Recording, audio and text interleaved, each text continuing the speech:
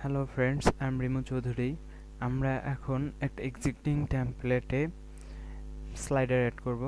তো এর জন্য আমরা যেটা করব, আমরা প্রথমে আমাদের প্রজেক্টের ফোল্ডারে যাই। তো আমাদের প্রজেক্ট এখানে আমি আরেকটা নতুন ফোল্ডার তৈরি করি। আজকের জন্য আমি 3 নাম্বার তৈরি করলাম ফোল্ডার। তো এর ভিতরে আমি এখন একটা এক্সিস্টিং টেমপ্লেট নিয়ে আসবো এবং ওই টেমপ্লেটটাতে আমরা দেখব কিভাবে স্লাইডার অ্যাড করতে হবে। তো আমি একটা টেমপ্লেট এখানে নিয়ে আসি এটার প্রিভিউ দেখি একটু।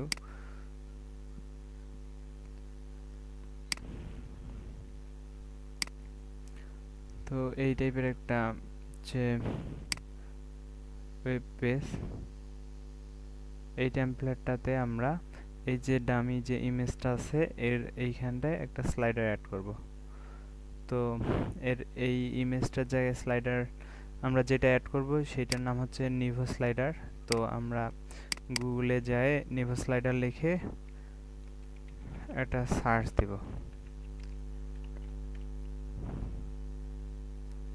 নিভো স্লাইডার যে ফ্রি ডাউনলোড, এটাতে ক্লিক করব এবং গিটহাবে প্রথমে যে লিঙ্কটা পাচ্ছি আমরা, এবং আরও অনেক লিঙ্ক আছে।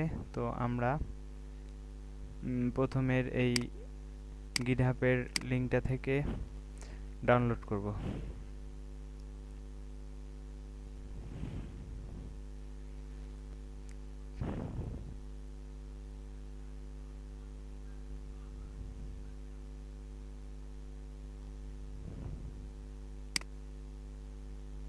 ওকে, আমরা এখান থেকে ডাউনলোড জিপ করে ডাউনলোড করব। প্রথমে ক্লোন অর ডাউনলোড এবং ডাউনলোড জিপ, এটাতে ক্লিক করব, করে আমাদের এই ফোল্ডারটা ডাউনলোড হওয়া শুরু করবে। তো আমি দেখাই দেবো আমাদের প্রজেক্টের ফোল্ডারটাতে আমি আপাতত নিভো স্লাইডারটা ডাউনলোড করলাম। তো এরপর এটা ডাউনলোড করে এটাকে এক্সট্রাক্ট করলে আমরা এর ভিতরে যে ফাইলগুলো পাবো আমাদের টেমপ্লেটে, এই ফাইলগুলো থেকে আমি একটু ডেমোটা দেখে আসতে পারি। তো নিভো স্লাইডারটা হবে এরকম, এটাতে বাটন থাকবে এবং ইমেজগুলা এভাবে স্লাইড শো হবে। তো আমাদেরকে যেটা লাগবে, এখান থেকে থিম ফোল্ডারটা লাগবে, নিভো স্লাইডার সিএসএস লাগবে, এবং ডেমো থেকে আমাদের কিছু যে স্ক্রিপ্ট এবং ইমেজগুলো আমরা এখান থেকে নিব। তো এগুলো আমরা নেওয়ার জন্য আমি এগুলা কেটে দিচ্ছি। আমাদের ফোল্ডারে সিএসএস এর ভিতরে আমরা নিভো স্লাইডার সিএসএসটাকে নেব। এরপর দেখি নিভো স্লাইডারের আর কি কি, হ্যাঁ, থিমের ভিতরে যেগুলো আছে এগুলাও সিএসএস। তো এগুলা আমরা পুরো থিম ফোল্ডারটা সিএসএস এর ভিতরে নিয়ে নেব। তাহলে আমাদের সিএসএসগুলো নেওয়া হলো। এরপরে আমাদেরকে jQuery ফাইলগুলো নিতে হবে। তো jQuery ফাইলগুলো আমরা js নামে একটা ফোল্ডার তৈরি করব এবং সেটার ভিতরে নেব। তো এখানে jQuery প্যাক আছে, একটা নিভো স্লাইডার jQuery আছে, এবং আচ্ছা, তো আমরা jQuery নিভো স্লাইডারটা নেব এবং এখান থেকে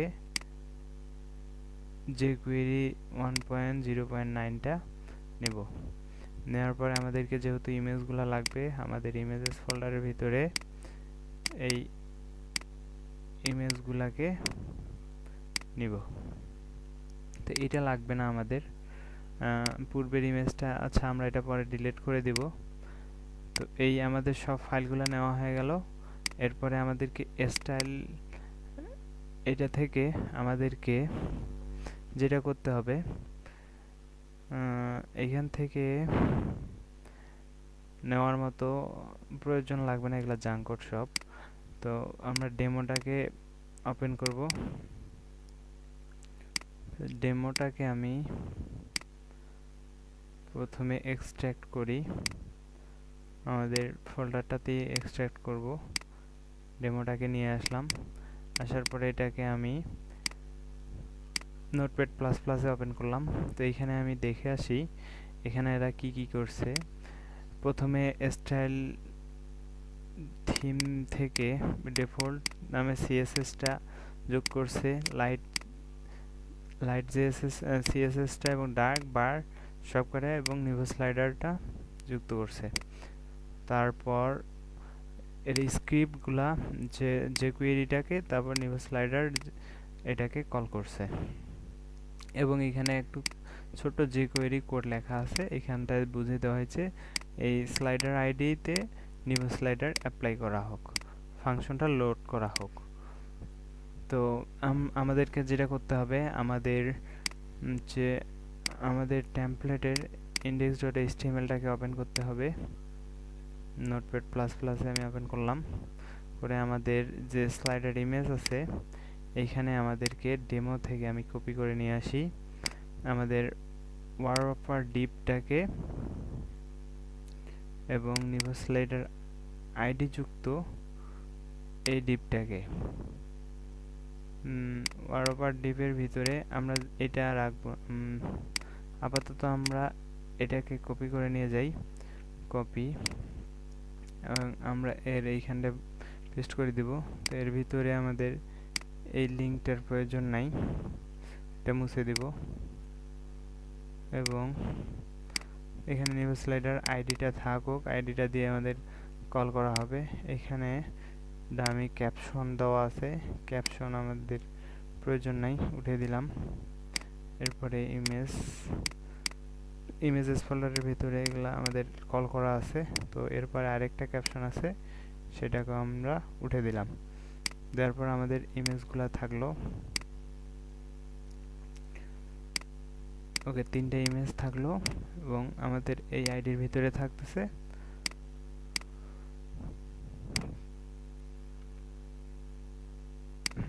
তো এই ছিল আমাদের ইমেজ কল করা, এবং এখন আমাদেরকে লিঙ্ক করতে হবে স্টাইলটা আমাদের লাগবে না, আমাদেরকে এই 4টা লিঙ্ক করতে হবে। তো এই 4টাকে আমি কপি করলাম, করে আমাদের এখানে পেস্ট করে দিলাম। তো এইখানে আমাদের 2 ঘর আগে এসে থিম ফোল্ডারের ভিতরে আছে, কিন্তু আমাদের এখানে আছে সিএসএস ফোল্ডারের ভিতরে। তো আমি সিএসএস ফোল্ডারের ভিতরে রাখছি, এই জন্য এটা কপি করে প্রতিটার সামনে দিয়ে দিব।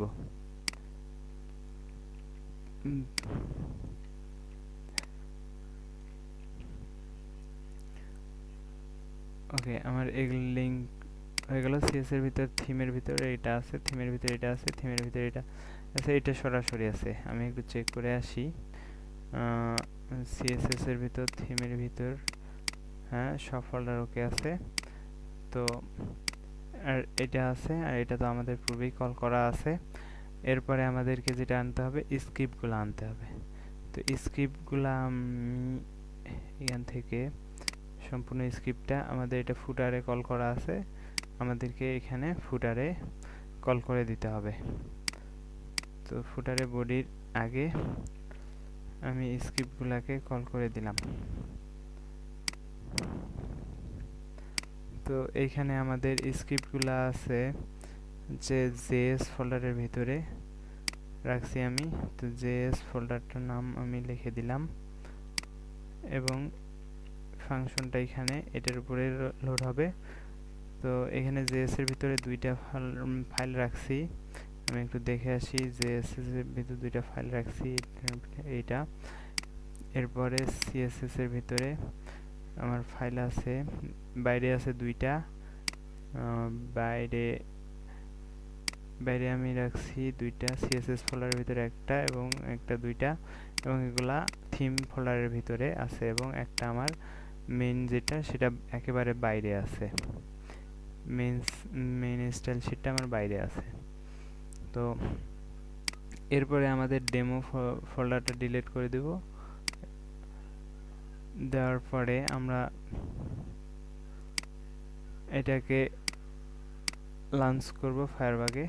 তো দেখেন আমাদের এখানে একটা স্লাইডার যুক্ত হয়ে গেছে। স্লাইডারটা অটো আমাদের হাইট এবং উইডের সাথে ফিক্সড হয়ে গেছে।